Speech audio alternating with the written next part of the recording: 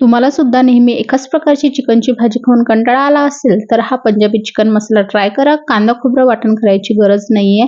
यासाठी अर्धा kilo chicken धुवून त्यामध्ये हळद, तेल, मीठ आणि मिरची पावडर घालून 10 मिनिटांसाठी झाकून मॅरिनेट करायचं. मसाला बनवण्यासाठी विलायची, लवंग, मिरे, धने आणि जिरं लो फ्लेमवर भाजून घ्यायचं. भाजल्यावर गॅस बंद करून 1 चम्मच कसुरी मेथी टाकून घ्यायची.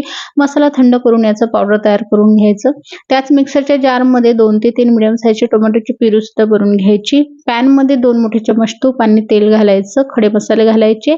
4 मिडियम साईजचे कांदे बारीक चॉप करून सोनेरी रंगाचे होईपर्यंत परतून घेतलं की यामध्ये 1 टेबलस्पून आलं लसूण पेस्ट घालून तोही परतून घ्यायचा. तयार केलेली टोमॅटोची प्युरी, हळद, मिरची पावडर घालायचं. मिक्स करून याला 2 ते 3 मिनिटं किंवा मसाल्यावर तेल सुटेपर्यंत परतायचं. नंतर हिरवी मिरची घालून मिक्स करून यामध्ये मॅरिनेट केलेलं चिकन घालायचं.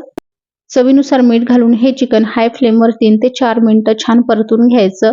याचं पाणी सुटलं जोपर्यंत सुकत नाही तोपर्यंत परतायचं. नंतर यामध्ये परत अर्धा कप एवढं पाणी घालायचं. झाकण ठेवून 5 ते 6 मिनिटं शिजवायचं. 5 ते 6 मिनिटांनंतर यामध्ये तयार केलेला पंजाबी चिकन मसाला टाकायचा.